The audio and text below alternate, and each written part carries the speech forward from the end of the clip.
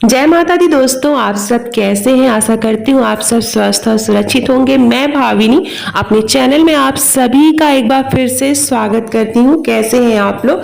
इस वीडियो में मैं आपसे शेयर करूंगी कि चंद्र भगवान की हम पूजा कैसे करेंगे, अर्घ कैसे देंगे और पति पूजन कैसे करेंगे। संपूर्ण विधि मैं बताऊंगी।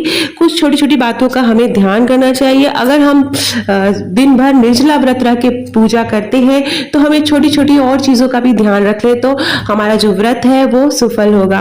तो आइए, चंद्र पूजन के लिए हम छत पे जाएंगे। जब चंद्र भगवान उर्दू होंगे तो वहां पर मैंने एक थाली ली है, उसको गंगा जल से आचमन करके शुद्ध करेंगे और उसमें चंदन से मैंने, अगर आपको सफेद चंदन मिल पाए तो बहुत अच्छा है, एक गोल आकृति बनाएंगे जिसको हम चंद्र भगवान का स्वरूप मानेंगे। अगर इसके अलावा बहुत से लोग चांदी का सिक्का भी रखते हैं, उनको चंद्र भगवान की आकृति मानकर। उसके बाद चंद्र भगवान को हम फूल अर्पित करेंगे, हल्दी कुमकुम अक्षत अर्पित करेंगे। और ये देखिए, ये करवा है। वैसे मैं पीतल का करवा यूज करती हूँ। मैं ये बता रही हूँ कि कैसे पूजा करनी है। तो जिस करवे से आपको अर्घ देना है वो करवा हम ले जाएंगे और उसमें सीकी लगाई जाती है। इस तरह से देखिए, ठीक है। मैं 4 सीकी लगाती हूँ इसमें, क्योंकि चौथ का व्रत है तो 4 सीकी लगाते हैं। बहुत से लोग इसमें 7 सीकी लगाते हैं, तो वो देख लीजिएगा आपके यहाँ कितनी सीकी लगाई जाती है। और अर्घ देने के लिए सबसे पहले मैं आपको बता दूं, बहुत सारे लोगों का क्वेश्चन आता है कि पहले पति पूजन करना है या अर्घ देना। तो सबसे पहले चंद्र भगवान के दर्शन करने हैं, चलनी में ही चंद्र भगवान को देखना है। उसके बाद अर्घ देना है, पूजा करनी है, फिर अर्घ देना है। इस तरह से अर्घ देते हैं एक धार में। हमारे यहाँ घूम के 4 चक्कर लगा के अर्घ दिया जाता है। सरई और हाथ में बाल की एक लड़ लेते हैं और पानी गिराते हुए एक चक्कर लगाते हैं, फिर अर्घ देते हैं, फिर दूसरा चक्कर लगाते हैं, फिर अर्घ देते हैं। इस तरह से 4 चक्कर लगाकर अर्घ दिया जाता है। उसके बाद चंद्र भगवान को अर्घ देने के बाद ये फूल अर्पित कर देंगे। आप जो भी मिठाई आपने बनाई है वो अर्पित कर देंगे। फल फूल जो भी है वो आप चढ़ा देंगे इस तरह से। तो सामने जहां पर आप छत पे पूजा करें वहां पे इस तरह से एक चौकी लगा लें और उसमें चंद्र भगवान की आकृति मान लें और इस तरह से पीले रंग का वस्त्र चढ़ा देंगे। आप चाहे तो, अगर सफेद रंग का है तो आप सफेद रंग का भी वस्त्र चढ़ा सकते हैं। तो इस तरह से हम पूजा करेंगे चंद्र भगवान की और अर्घ देंगे, फिर पूजा करेंगे। अब हमको फिर से चलनी में चंद्र भगवान को देखना है और फिर अपने पति को देखना है। तो अब हम पति पूजन करेंगे। पहले चंद्र भगवान की पूजा करनी है, फिर चलनी में फिर से चांद देखना है और फिर पति पूजन करना है। तो चलनी में चांद के साथ पति देखने के बाद उनको तिलक लगाएंगे। तिलक लगाने का तरीका मैं बताती हूँ। बहुत से लोग जो जिस भगवान उंगली से भगवान को लगाते हैं उसी उंगली से तिलक लगाते हैं। तो पति पूजन के लिए हमें क्या करना है, सबसे पहले चंद्र भगवान को देखना है चलनी में और उसी चलनी को घुमाते हुए पति को देखना रहता है। आप याद रखिएगा, आप और दोनों, आपकी दिशा पूर्व दिशा में होनी चाहिए और उनकी पश्चिम दिशा में आपस में आमने सामने होने चाहिए। कभी भी आप दोनों लोग का मुख दक्षिण दिशा में नहीं होना चाहिए, इस बात का ध्यान रखना है।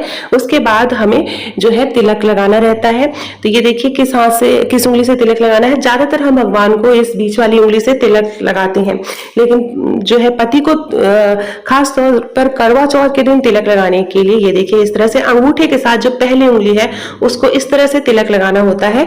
तो ये बहुत ही शुभ माना जाता है। तो ये गलती ना करें। जिस हाथ से आप भगवान को तिलक लगाते हैं उसी हाथ से पति को आप तिलक न लगाएं। तो तिलक लगाने का तरीका मैं आपको दिखा रही हूँ। इस तरह से अंगूठे से तिलक लगाना है, चुटकी में कुमकुम उठाना है और इस तरह से लगाना है। तो इस बात का आपको ध्यान रखना है। तिलक लगाएंगे, उसके बाद जो है अक्षत लगाएंगे माथे पर। कुछ आप उनको खिलाएंगे मीठा मीठा, जो भी मीठी वस्तु आपने बनाई हुई है, जो भी आपने प्रसाद बनाया हुआ है वो आप खिलाएंगे। और खिलाने के बाद फिर आप व्रत का पारण करते हैं। तो व्रत का पारण के लिए याद रखिएगा कि पहले आप ही पानी ना पी लीजिए, पहले जो है पति को पानी पीना है। उसी गिलास से आप पहले उनको पानी पिलाएंगे। ऐसा शास्त्रों में कहा गया है कि जब आप पति पूजन कर रहे हैं तो उन्हें ही सत्कार देना है, आपको पहले उन्हीं को करना है। तो पहले उन्हें आपको जल पिलाना है, उसके बाद वो अपने हाथों से आपको जल पिलाएंगे और आपके व्रत का पारण करेंगे। उसके बाद पैर छूकर आपको आशीर्वाद लेना है। तो ये बहुत ही सिंपल सी सरल सी प्रक्रिया है जो कि आप लोग सारी बहनें हमारी ये जानती होंगी। इसी तरह से पति पूजन करना है।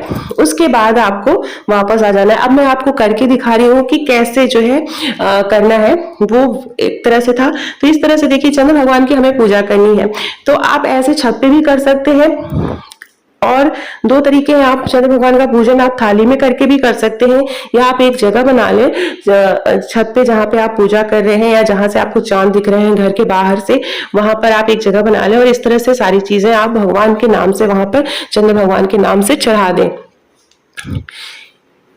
आरती करेंगे, भगवान की आरती भी करनी है, चंद्र भगवान की आरती करनी है, दीपक वहीं पे रख देना है, ठीक है। और याद रखिएगा कि दीपक जो है ये रख देना है यहाँ पर।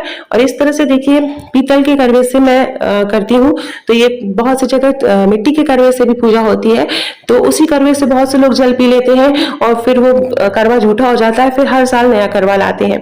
तो फिलहाल ये हम लोग अलग ग्लास का यूज करते हैं जल पीने के लिए। तो इस तरह से देखिए मैं आपको दिखा रही हूँ किस तरह से हमें, ये देखिए बाल की लट और यहाँ पर सरई भी होती है, 4 सरई लगी होती है, तो सरई लेके हमें इस तरह से घूमना रहता है, फिर अर्घ देना रहता है। इस तरह से ये प्रक्रिया हमें 4 बार करनी है, क्योंकि हमारी यूपी में चौथ व्रत में हर चीज 4 करी जाती है। इसी तरह जब भगवान की पूजा करते हैं तो 4 की संख्या में फल फूल चढ़ाए जाते हैं।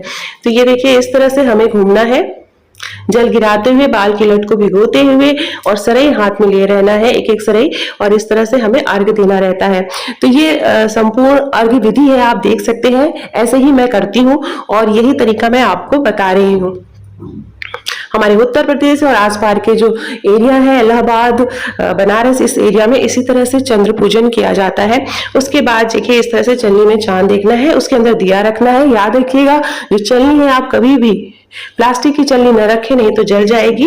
और इस चलनी को बहुत से लोगों ने पूछा है कि हर बार यूज कर सकते हैं। हाँ, अब अगर आप संभाल के रख दें तो इस चलनी को आप हर बार यूज कर सकते हैं। तो वहां पर दूसरा दिया भी रख देंगे, पति पूजन के लिए अलग दिया रखना है, चंद्र भगवान की पूजा के लिए अलग दिया रखना है। उसके बाद ये देखिए इस तरह से जल ग्रहण करना है।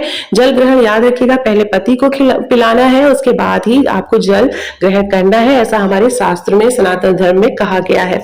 उसके बाद फिर आपको आशीर्वाद लेना है। आशीर्वाद लेने के बाद आपको नीचे आना है और घर में जो भी घर के बड़े बुजुर्ग हैं उनका आशीर्वाद लेना है। अपने पूजा स्थल पर जाना है, वहां पर क्षमा प्रार्थना करनी है और वहां पर सुहाग लेना रहता है। सुहाग में आप वहां पे सिंदूर ले सकते हैं। सुहाग लेने का वीडियो मैंने बनाया है, वो आप देख सकते हैं, अगला वीडियो मैं इसी का डालूंगी। उसके बाद जो है आप बायना की थाली जो सास को दी जाती है वो उठा के आप उनके पास ले जाइए और उन्हें आशीर्वाद दीजिए। जैसा कि मैंने पहले बताया है, अगर जो है ससुर नहीं है तो आप अपनी सास को कुछ पैसे या अमाउंट या कपड़े आप देके उनसे आशीर्वाद ले सकते हैं।